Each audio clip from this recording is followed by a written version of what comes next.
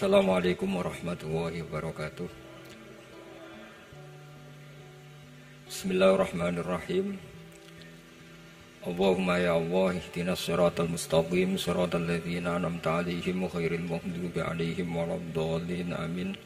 Allahumma shalli wa sallim ala habibika Mustafa Muhammad wa ala alihi wa sahbihi wa barik wa sallim amma ba'du. Yang sangat saya hormati Mustasyar PBNU sekaligus Wakil Presiden Profesor Dr. Ma'ruf Amin, yang saya hormati Rais Am PBNU, Rais Am NU Kiai Haji Miftahul Akhyar, Ketua Tanfid PBNU yang juga masih pernah mbah sama saya, Kiai Haji Said Akil, yang saya tadi senang sekali marahnya, senang sekali girohnya, karena itu memang khas keluarga kami. Jadi kalau nggak kesampaian marah itu bagus. Jadi di antara sifatnya para nabi itu wayakhdufulillah, kalau agama nggak dapat apa tadi jatah ya, nggak tahu saya maknanya itu. Jadi wayakhdufulillah wayardoliridho. Semua yang saya hormati, ini ada Ibu Menteri Ibu Ida Fauzia, ada Gubernur Jatim Ibu Khofifah, yang sangat saya hormati keluarga besar Mbak Wahab Hasbullah.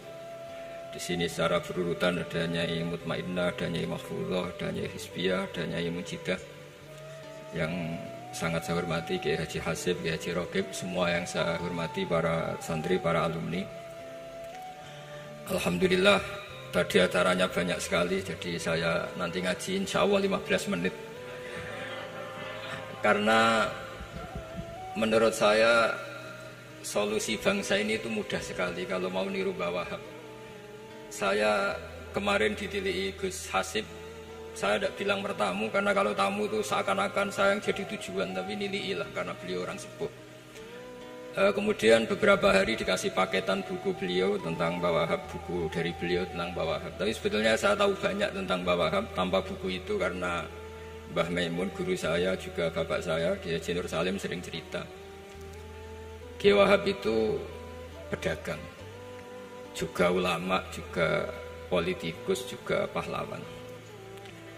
Kita sebetulnya melihat itu sederhana, hanya sederhana dalam pikiran ulama.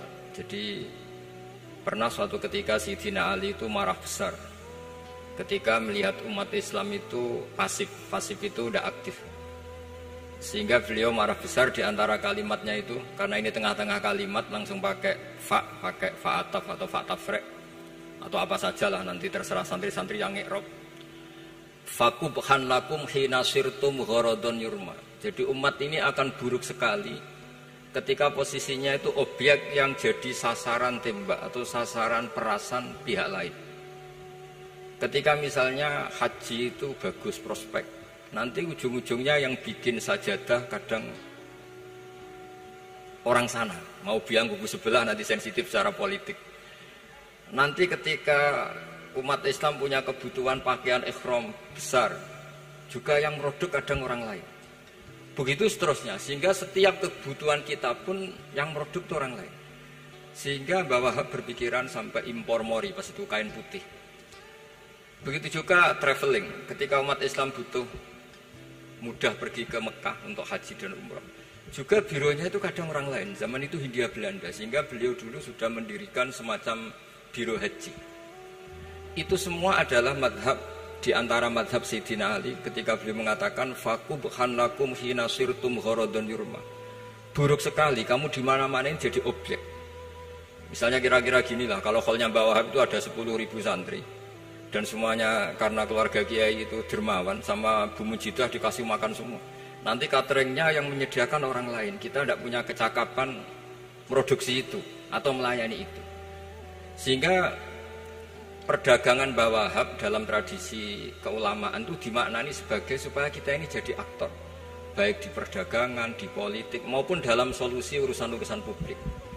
Misalnya sekarang ada problem apalah, sebetulnya solusinya gampang sekali. Ketika kita minus atau ketika kita tidak berkecukupan, mulai dulu lama itu solusinya gampang. Pernah suatu Abdul Qasim Al-Junaidi atau siapa sajalah, ini karena polanya sama, menyuruh muridnya, saya tolong belikan ikan.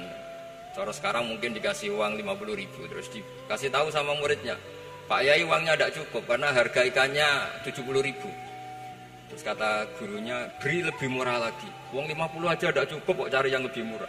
Kata beliau, arkhisuhu bitarki. Ya bikin murah karena kamu tidak berkeinginan. Jadi nggak usah belikan katanya. Ini penting sekali karena dulu ada solusi masyhur itu makalahnya Imam Syafi'i itu.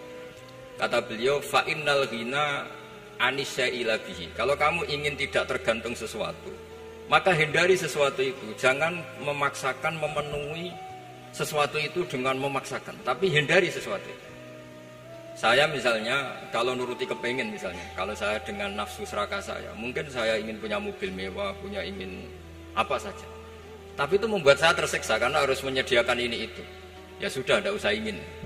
Sehingga mudah sekali. Makanya kata ulama dulu, fa innal ghina anisya'la bihi. Untuk menjadi berkecukupan, usahakan banyak hal yang tidak Anda butuhkan.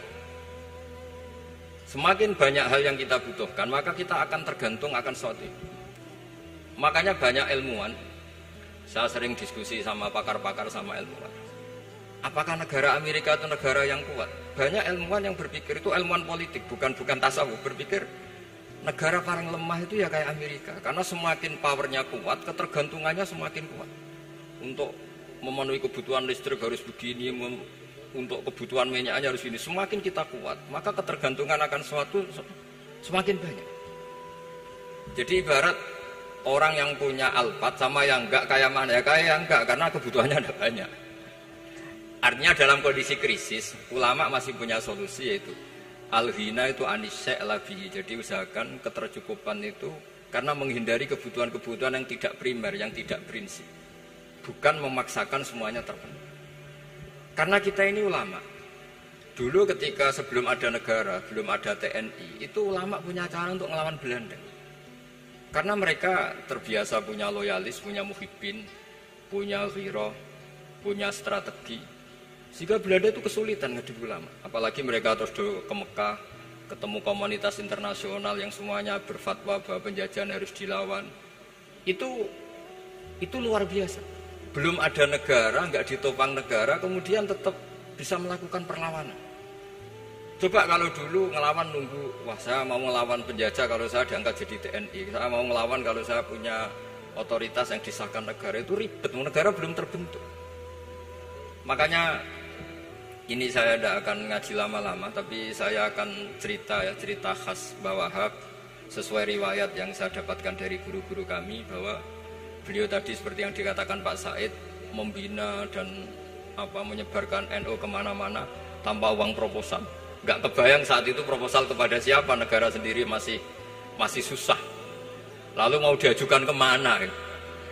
Terus yang mau tanda tangan itu ya siapa? Jadi yang saya tahu tadi, yang penting kita niru sesuai yang diidam-idamkan tadi Sayyidina Ali. Jangan sampai kalian itu menjadi gharadun yurma. Ada apa saja orang lain yang memikirkan labanya, kita yang jadi objek. Sehingga zaman itu kita terima kasih semua sama Mbah Hashim, sama Mbah Wahab. Karena ini zuriyatam ba'duha min ba'd. Kita tahu Mbah Wahab putra Mbah Hasbullah, punya ibu Nyai Fatimah, terus sampai Mbah Abdus Salam ya. Kemudian Mbah Hashim punya ibu Halimah, punya Abah lagi setelah Halimah itu Lainah ya. Nah, terus Mbah Abdus Salam, jadi ini zuriyatam ba'duha min ba'd. Kalau dalam tulisan itu sampai Mbah Abdul Jabbar bin Ahmad bin Mbah Sambu. Memang Mbah Sambu punya beberapa saudara, diantaranya ada yang namanya Mbah Yusuf, itu yang melahirkan keluarganya Mbah Ahmad Siddiq Jember, Mbah Siddiq Jember. Ada yang Abdul Halim yang melahirkan keluarga Lasem, termasuk saya itu lewat jalur Mbah Abdul Halim. Jadi zuriyatam ba'duha min ba'd. Dulu semua orang zaman Rasulullah SAW itu dilatih jadi aktor, jadi subjek. Sehingga orang yang miskin pun ketika perang Tabuk, perang Dzatil Usrah, itu semua menyumbang. Ada yang menyumbang emas yang enggak terkira, yaitu Sayyidina Utsman. Ada yang cerita, ya Rasulullah saat tadi malam buruh dan punya beras hanya 2 kilo, yang 1 kilo saya sumbangkan jenengan, yang 1 kilo saya pakai untuk keluarga kami. Sekarang logikanya sederhana, kalau orang miskin 3.000, pas itu anggap saja pasukannya misalnya 3.000. 3.000 nyumbang beras 1 kilo, itu artinya terdapat 3.000 kilo beras. Artinya apa? Orang Islam yang miskin membiayai dirinya sendiri untuk makan. Dan mereka adalah aktor heroik.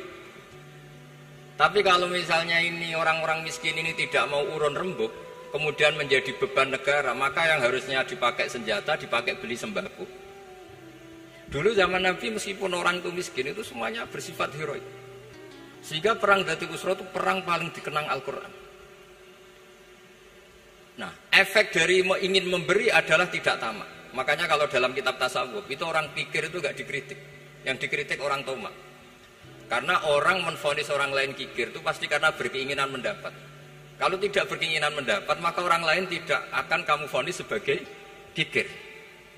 Andai kan kita semua ingin memberi sumbangan kepada Indonesia, maka kita tidak akan menvonis pemerintahan kita tidak becus ngurmat kita. Meskipun pemerintah tentu berkewajiban ngurmat orang-orang miskin itu tentu. Tapi andai kan semua orang miskin berpikir ingin menyumbang pemerintah, maka tidak akan menyalahkan pemerintah ketika faktanya nanti suatu saat atau kapan saja, semoga ini tidak terjadi, itu tidak mampu menyumbang. Karena masyarakat kepikirannya memberi, bukan mendapat. Ini solusi-solusi yang diajarkan Rasulullah SAW yang disebut al-yadul ulya khairun minal yadis sufla. Jadi bahwa posisi memberi jauh lebih baik ketimbang posisi menerima. Sehingga ketika Allah mensifati orang baik itu siapa? Allah mensifatinya sederhana. Wa mimma razaqnahum yunfikun. Orang yang kepinginannya itu yang memberi. Itu dulu zaman Nabi pas perang Khandaq, pas perang Tabuk, pas beberapa perang, itu orang yang paling miskin pun turun. Sampai orang-orang munafik mencibir, innallaha ta'ala la ghaniyun an shadaqati hadza. Allah tidak butuh sedekah hanya 1 kilo. Tapi coba efeknya dari sedekah 1 kilo itu tadi, misalnya orang miskin yang perang 3.000, itu semuanya memakan uangnya sendiri setidaknya enggak jadi beban negara. Terus mentalnya itu patriotik. Dari mental patriotik itu ketemu Belanda kayak apa, mereka bisa makan apa saja. Mulai ares gedang, mulai apa saja, yang penting halal. Karena mentalnya dari awal heroik. Tapi andai kan mereka mentalnya tomak, mungkin sudah mati. Karena, wah nunggu negara ngasih makan, proposal dulu, sedang mati. Tapi orang dulu enggak, karena heroik inginnya memberi sehingga bisa mendapatkan solusinya sendiri. Ini solusi yang saya tawarkan sebetulnya ini Mudawwan, artinya Mudawwan itu ada di beberapa kitab, lihat di beberapa tafsir istilah perang Dzatul Usra, perang Tabuk atau perang apa saja itu memang zaman itu susah sekali. Itu menjadi solusi utama adalah setiap orang ingin bermental patriotik. Nah, kalau sudah orang bermental patriotik itu gampang, ukur apa saja itu gampang. Karena tadi dari 3.000 atau 1.000 atau apa saja pasukan, sampai ada yang urun tadi beras 1 kilo, tapi 1 kilo itu menjadi satu watak, satu karakter bahwa bangsa ini inginnya memberi sama negara sehingga negara ini mudah merdeka. Coba kalau semua orang miskin zaman itu bermental ingin mendapat, ribut proposal, nyalahkan ini, enggak didata miskin tersinggung, kan capek. Jadi ini memang zaman akhir ya, agak aneh, orang enggak didata miskin itu tersinggung. Kalau besanan nyari yang kaya, tapi kalau ada sumbangan nyari sebagai yang miskin. Jadi kalau tanya solusi khas ulama, kita belajar dari perang Dzatul Usra. Itu orang yang miskin semuanya urun. Nah, barokahnya urun itu kemudian mereka bermental patriotik. Barokahnya patriotik, yang kaya, yang miskin, yang pinter semuanya berkontribusi untuk menyumbang negara. Akhirnya negara ini bisa merdeka sebelum terbentuk TNI, sebelum terbentuk Polri. Karena tadi keinginan memberi, keinginan patriotik. Sehingga cerita buyut-buyut saya ketika Belanda atau apa Jepang, itu yang dicari di geladak saya itu ya kitab. Karena kitab ini dianggap sumber inspirasi mereka melawan Belanda. Dulu kita tahu masyarakat kita itu kalau ngerti Belanda itu dipanggil Doro, wis penjajah jadi diundang Doro. Itu kan terlalu dulu. Sehingga orang Arab itu kadang agak dengan tanda kutip mencibir kita. Kalau bahasakan negara jajahan itu mustakmarin. Negara yang perlu rame karena cara berpikir masih terbelakang. Wong penjajah kok dipanggil Doro. Terus ketika beberapa kiai melihat Belanda baik karena di alun-alun dikasih masjid gini-gini, sudah tidak berontak karena anggap Hindia Belanda itu baik. Baru ketika era beberapa ulama, ada Mbah Hashim, ada Mbah Hasbo, tadi kata beliau Dwi Tunggal tadi, terus ada fatwa resolusi jihad, sehingga mereka baru sadar bahwa Belanda itu ancaman. Kayak apa pentingnya ilmu, kayak apa pentingnya fikih. Karena di fikih jelas, jihad untuk melawan penjajah itu fardu kifayah. Tapi jika musuh kadung ada di kita, maka itu fardu ain. Tidak lagi ada prasyarat harus lelaki, harus merdeka, enggak, perempuan pun harus terlibat. Sehingga kita punya pahlawan kayak Cut Nyadin, beberapa daerah Kartini. Itu ada di khazanah kitab-kitab fikih kita. Jadi kita tidak pernah kehilangan khazanah untuk menjawab muskilatus zaman, untuk menjawab problem-problem zaman. Tapi yang penting kita selalu ngaji, selalu belajar. Saya adalah orang yang sebetulnya tidak pernah ingin terkenal karena saya itu suka belajar. Cuma saya bikin pengecualian, mau diundang kalau pernah sepuh. Ternyata yang pernah sepuh itu banyak. Ini agak musibah bagi saya karena harusnya kiai itu ya dihormati. Tapi gara-gara kalah sepuh digawe kongkonan. Saya ini kemana-mana digawe kongkonan. Jadi gayanya nasihati, tapi aslinya diperintah. Jadi tidak ada kerennya sama sekali. Saya di mana-mana posisinya al-ma'mur, diperintah. Tapi saya senang karena ilmu itu butuh konsensus. Andai kan saya tidak pernah ngaji di depan Mbah Mun, di depan bapak, di depan guru-guru, maka mungkin saya tidak pede atas bacaan yang saya baca. Karena saya tidak tahu ini benar apa tidak. Sehingga masyhur kalau dalam guyonan santri, ada orang tidak baca-baca kitab, cari kamus sampai mati tidak ketemu. Karena dia bacanya lam tardiman. Wah itu cari di kamus sampai mati tidak akan ketemu. Bareng tanya gurunya, ini apa Pak Yai? Oh itu lam tarodaman juga. Lam tarodaman itu karena marjiknya mar'ah, orang ningali sapa mar'ah daman ing getih. Dia bacanya jadi satu lam tardiman. Dicari di kamus ya, sampai mati tidak akan ketemu. Makanya di guyonan-guyonan pesantren itu banyak katanya ada cerita orang mati karena satu titik. Jadi gurunya baca habbatun sauda dawaun min kulli da. Jadi dia kitabnya kelebihan apa? Titik. Jadi kelebihan titik dia bacanya itu hayatun sauda dawaun min kulli da. Nyari ular hitam, kobra, dipatuk mati. Padahal sesuai resep kitabnya, karena kitabnya dia kelebihan titik hayatun sauda, artinya maknanya ular hitam. Sementara tagnya mestinya habbatun sauda.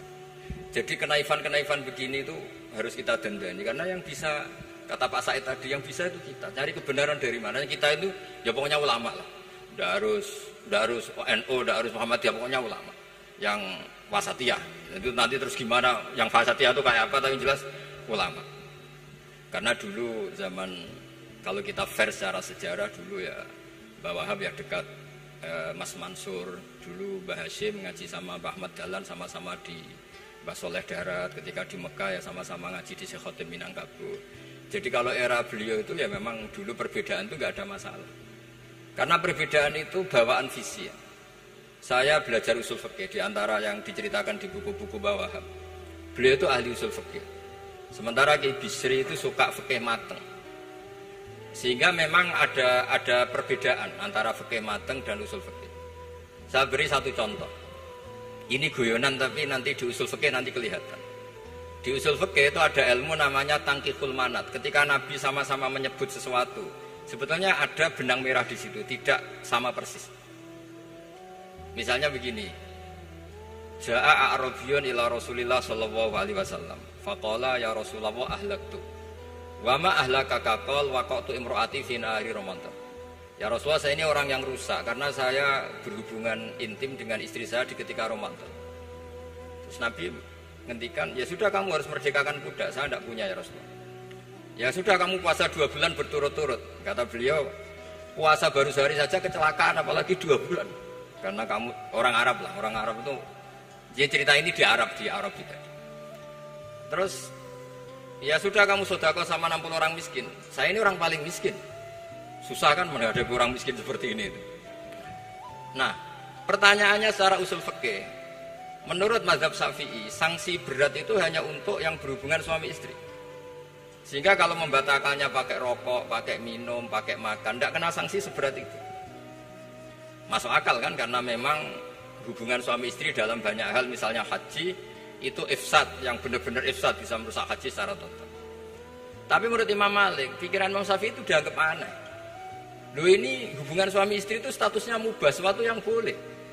Maka semua hal yang boleh tapi merusak kehormatan Ramadan, maka ketentuannya sama. Yaitu misalnya nggak sakit, nggak apa, pagi-pagi nyate. Wah itu kan melecehkan Ramadan, nggak sakit, nggak apa, kok pagi-pagi nyate. Perlu dicatat karena hubungan suami istri itu sesuatu yang boleh. Berarti kalau yang boleh merusak Ramadan hukumannya berat, makan yang statusnya boleh juga hukumannya berat.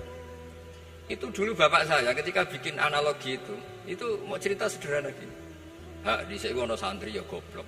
Kandhanane aneh. Istrinya lapor ke kiainya. Pak Yai, santri jenengan kalau sama istri sering mukul. Mukul itu nabok pakai tangan.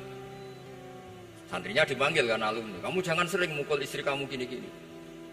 Iya Pak Yai, njeh.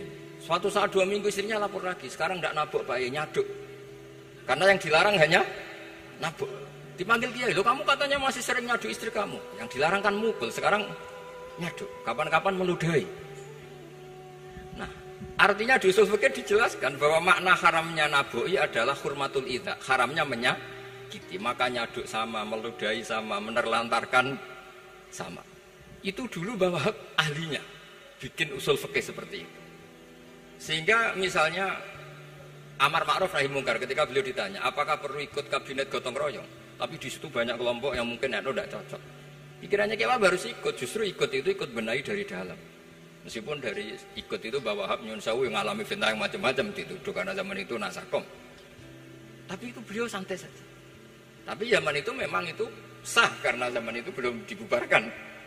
Jadi yang dialami Wahab ini luar biasa. Semuanya harus jadi pelajaran bagi kita. Makanya jangan pernah meninggalkan ilmu yang bernama usul fikih. Karena fikih yang mateng itu cara basa Jawa ini akan kehilangan stok teks. Misalnya Nabi sedekah pakai kurma atau pakai apa makanan pokok. Itu hadisnya itu kurma sama Imam Syafi'i diganti kutu ahli baladi, yaitu makanan pokok dari negara. Sehingga kita tidak bisa mentang-mentang Nabi sedekahnya pakai kurma terus kita orang miskin kita kasih kurma. Bisa linu tuh nih kalau makan kurma orang Indonesia itu. Karena yang penting itu kutu ahli balad bukan kurma. Bukan mentang-mentang Nabi sholat di Mekah Medina, kalau ingin persis sunnah Rasul, sholatnya harus di Mekah Medina. Kalau di Indonesia Nabi tidak pernah sholat di Indonesia. Sunnah Rasul sholatnya di Mekah Medina, bisa ada orang sholat kalau gitu. Jadi ada ilmu yang namanya tangkihul manat, yang harus ditiru itu sisi mana? Nah dalam konteks Arabi tadi terus kemudian ada dibuang. Ja'a Arabion, kata Arabi itu dibuang. Datang orang Bedui, orang kota pun kalau punya kesalahan yang sama hukumannya juga sama. Maka kata Arabi dibuang. Nah, menurut Imam Malik, kata jima, hubungan suami istri juga dibuang, diganti membatalkan puasa dengan apa saja yang tanpa uzur syarat. Jadi ini kealiman-kealiman kiai-kiai Indonesia dulu itu. Misalnya kentong, dulu meskipun ada yang bilang bid'ah, kentong itu bid'ah karena mirip orang Nasrani. Orang Nasrani itu bentuk kentongnya di kelenteng itu tidak seperti kentong kita. Adat Indonesia kalau pos kampleng ada maling, ada banjir pakai kentong. Jadi adatnya memanggil tuh pakai kentong. Makanya kiai-kiai dulu, ini mirip orang Nasrani, enggak mirip pos kampleng katanya. Padahal jelas ya, menurut hadis sahih jelas ketika ada sahabat usul ya Rasulullah bikin kentong, wah jangan nakus itu nanti kayak Nasrani. Bikin buk itu trompet, jangan nanti mirip orang Yahudi. Ya dengan api ya Rasulullah, jangan nanti mirip Majusi. Datang sahabat tergesa-gesa, beliau mimpi kalau diajarin azan. Azan itu maknanya al-ilam, memberi maklumat waktu sholat. Akhirnya ada azan. Kemudian ulama Indonesia dulu Mbah Hashim sama Kiai Fakih Mas Kemampang, yang satu anti kentong, yang satu pro kentong. Itu dulu ya saling menghormati, nggak masalah. Karena fikih itu sekali khilaf itu mirip-mirip. Tadi Pak Said Akil nyinggung Palestina. Saya pernah ke Palestina. Itu banyak ulama Mesir yang mengharamkan orang datang ke Yerusalem, ke Masjid Aqsa. Karena mau tidak mau harus dapat visa Israel, berarti ngaku eksistensi Israel. Karena dianggap mengaku eksistensi Israel maka hukumnya haram. Tapi saya pernah ketemu Imam Masjid Aqsa. Beliau bilang begini, Pak Bahak, kalau orang Islam dari seluruh dunia tidak datang ke kami, maka eksistensi kami dianggap diabaikan oleh komunitas internasional. Dan itu dengan mudahnya Israel mencaplok kita. Sehingga separuh ulama Mesir juga mewajibkan yang mampu harus ke sana. Dengan cara itu Aqsa aman karena masih diperhatikan ulama atau komunitas internasional. Yang satu cara pandang ke sana berarti ngaku eksistensi Israel karena ada visa Israel. Yang satu bilang harus ke sana, dengan itu eksistensi Masjid Aqsa terjaga karena masih diperhatikan ulama atau komunitas Jadi di mana-mana khilaf itu ya seperti itu. Tapi alhamdulillah di kita itu khilaf itu biasa. Sehingga zaman kita mondok, saya itu pernah pengalaman buruk sekali saya ketika jadi Rois Musyawarah Fatul Mu'in. Itu ada pertanyaan gini Gus Hasib. Saya tanya gini sama orang. Gus, soft paling utama itu yang nomor berapa? Nomor 1 kata saya. Yang kedua, yang soft berikutnya, iya yang berikutnya. Kalau sudah tahu soft terbaik itu yang nomor 1, kenapa masjid gak dipakai memanjang selatan utara? Biar semuanya nomor 1. Selagi masjid itu memanjang barat timur, pasti ada soft 1, 2, 3. Itu kan kurang ajar betul. Jadi supaya orang soft 1 semua ya tinggal desain masjidnya, yaitu memanjang utara selatan. Selagi masih memanjang barat timur, pasti soft 2, 3. Terus saya kebalik tanya. Lalu setelah begitu yang paling abdul siapa? Yang sisi kanannya imam. Ya sudah, imamnya dipojokkan pol selatan, biar semuanya dari pol kanan. Nanti ada masalah lagi, yang paling abdul siapa? Yang paling dekat imam. Yuskono kerubuti imam kan gitu. Jadi kalau nuruti fikih itu ya memang ilmu logika. Sehingga banyak orang jadi wali itu dari hasil ijtihadnya. Ada orang jadi wali karena sering sholat di shaf awal.